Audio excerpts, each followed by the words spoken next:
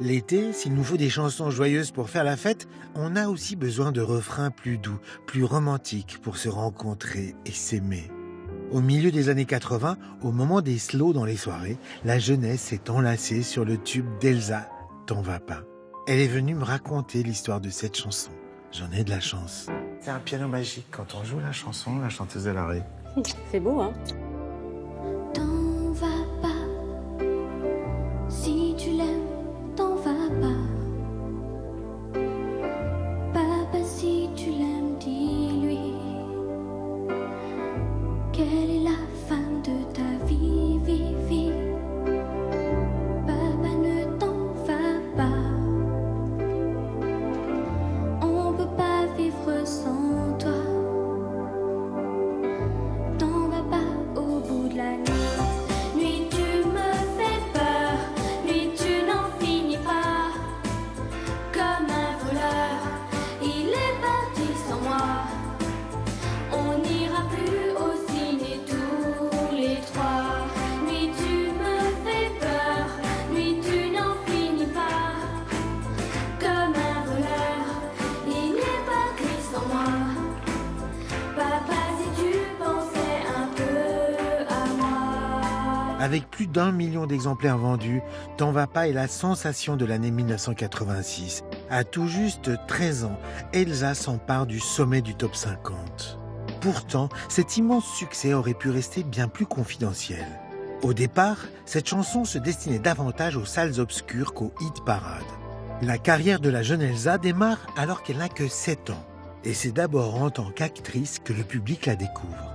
Pour toi, c'était ton métier, c'était clair? Non, c'était le hasard, moi. C'est vrai? Moi, je suis arrivée là par hasard. Enfin, Comment? par hasard, c'est jamais, je veux dire, c'est jamais un hasard. J'étais dans une famille d'artistes, ma tante comédienne, Marlène Jobert? Marlène Jobert. Je suis dans un repas de famille avec Dominique Besnéard qui est là, qui était l'agent de Marlène à l'époque. Et en me voyant, il m'a dit, bah tiens, il y a Claude Miller qui cherche une petite fille pour tourner dans son film. Est-ce que ça t'intéresserait de passer le casting? Et moi, j'en savais trop rien, quoi. J'avais 7 ans. J'étais très timide. Et je suis allée passer les essais. Et Dominique était là pour me faire passer les essais. Et j'ai été prise pour jouer ce petit rôle. Et c'est parti comme ça. Elsa a beau être timide, elle crève l'écran dans ce film intitulé Garde à vue. Sa carrière est lancée et elle enchaîne dès lors les tournages. Monteur? 6 ans plus tard, alors qu'elle a 13 ans, elle est choisie par le réalisateur Régis Varnier pour tourner dans son film. L'histoire d'un couple de musiciens classiques qui se déchirent sous les yeux d'une petite fille. Au casting pour jouer ses parents, Jane Birkin et Christophe Malavoie. Un jour, alors que le tournage a débuté, le réalisateur a une idée. J'étais chez moi un dimanche et je me dis, tiens, j'ai une scène où il se passe pas grand-chose. Et si la petite jouait et chantait une chanson qui résonnerait dans la tête de sa maman, Jane Birkin, qui rentre dans la maison le soir. Voilà. Et c'est parti comme ça. Pour cette commande de dernière minute, il s'en remet à Romano Musumara, compositeur italien qui a signé plusieurs tubes pour Jeanne Masse notamment. Il fallait écrire une petite mélodie, une espèce de petite intro piano. Il avait besoin d'une musique classique parce que le sujet c'était basé sur un violiniste. Une demande qui inspire le compositeur, qui transmet rapidement sa mélodie à Régis Varnier. Sur cet air, et pour ne pas perdre plus de temps, le réalisateur s'improvise parolier d'un jour. Pour coller à son scénario, il met en scène les angoisses d'une petite fille qui a peur que son père quitte la maison. J'ai écrit 45 secondes, dis-lui quelle est la femme de ta vie, Vivi, c'est tout, voilà. J'avertis Jane qu'il y a un changement, qu'il y a une chanson, elle écoute, elle me dit, tu t'es pas foulé, il y a un Vivi. Je dis, écoute, je suis pas Serge Gainsbourg. Et voilà, c'est parti, on tourne, Elsa était très à l'aise, on n'en parle plus. Il m'a dit, c'est notre dernière chance. Je ne peux pas vivre sans toi. Tu es la femme de ma vie, vie, vie. C'est notre dernière chance. Je ne peux pas vivre sans toi. Tu es la femme de ma vie. À cet instant, la petite fille bluffe tout le monde. Elsa l'actrice sait aussi chanter et bien chanter. Un don qu'elle cultive en réalité depuis longtemps. Je chantais, j'ai des bandes enregistrées où j'ai 3 ans et je chante. Donc ça a toujours fait partie de ma vie. Je me suis jamais posé la question, en fait. Grâce à ce don qu'il découvre en plateau, Régis Varnier vient de tourner une scène touchante. Mais il faudra attendre plusieurs mois pour que le destin de ces quelques notes bascule. C'est le mixeur du film qui me dit que tu fais quoi avec la chanson là? Je dis rien. Il me dit mais il faut la mettre en générique de fin, il faut l'agrandir, on n'avait que 45 secondes. Je lui dis mais non, c'est le film et l'histoire d'un musicien classique, on finit avec Beethoven, je vais pas, ça cadre pas. Mais le mixeur y croit et insiste. Ces 45 secondes peuvent devenir un tube. Régis Varnier se laisse finalement convaincre de finir la chanson. Je fais venir une copine qui aime bien les variétés et on s'est retrouvés sur un coin de table avec des notes et on était là comme ça. Tintin, tintin, tintin. Nuit tu me... Ouais, ça marche. Nuit tu me fais peur. On a fait ça en 3 heures. 3 heures qui suffisent pour donner naissance à une chanson. Une vraie cette fois. Elsa s'envole alors pour Rome, direction le studio d'enregistrement. Quand elle a commencé à chanter, c'était vraiment touchant. Et la voir chanter là, toute petite, hein, avec cette belle voix pure, hein, c'était très beau. C'était une belle émotion pour tout le monde.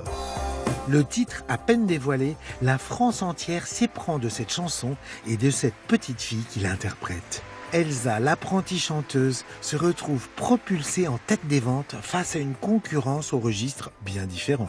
C'est ton père qui t'annonce la nouvelle. Ouais. T'es numéro 1 au top 50. Tu détrônes The Final Countdown du groupe Europe. Absolument. Des gros vikings qui chantent un Ouais. truc énorme. Et Je toi, les ai tu bien eu, viens. cette bande de chevelus. ouais. Et tu vas rester longtemps et tu vas vendre 1 300 000 exemplaires en France, en Europe, en Asie. Et tu deviens la plus jeune artiste numéro 1 du top 50. Tu bats beaucoup de records là. Bah ouais. Et là, mais toi, tu dis, bon... Non, mais j'étais dans mon monde, en fait. C'était pas du tout quelque chose... C'est compliqué quand on a 13 ans de se rendre compte de tout ça. Et quelque part, tant mieux. Oui. Non, j'ai beaucoup de tendresse. J'ai beaucoup de tendresse pour la chanson et puis pour la petite fille que j'étais. On s'en fait un petit bout? Ah oui, D'accord. si tu veux.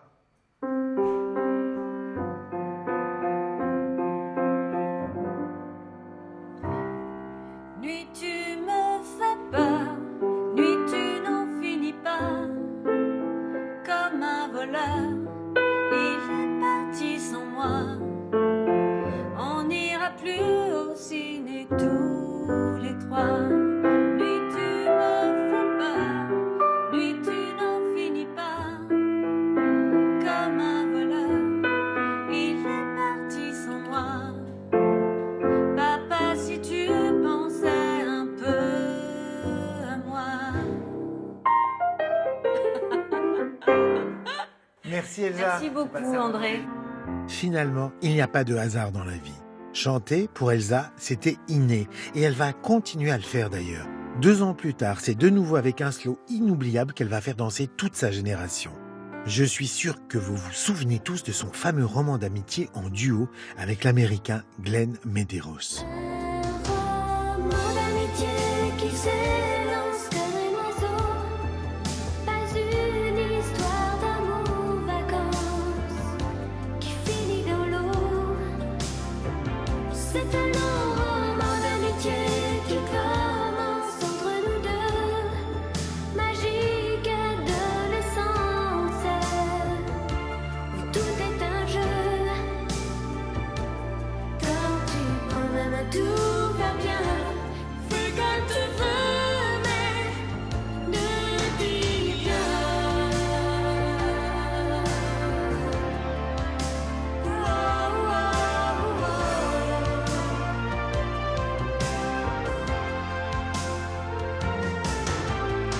Personnellement, j'ai toujours adoré ce moment des slows d'été. Quelle meilleure saison pour tenter les rapprochements et se sentir libre.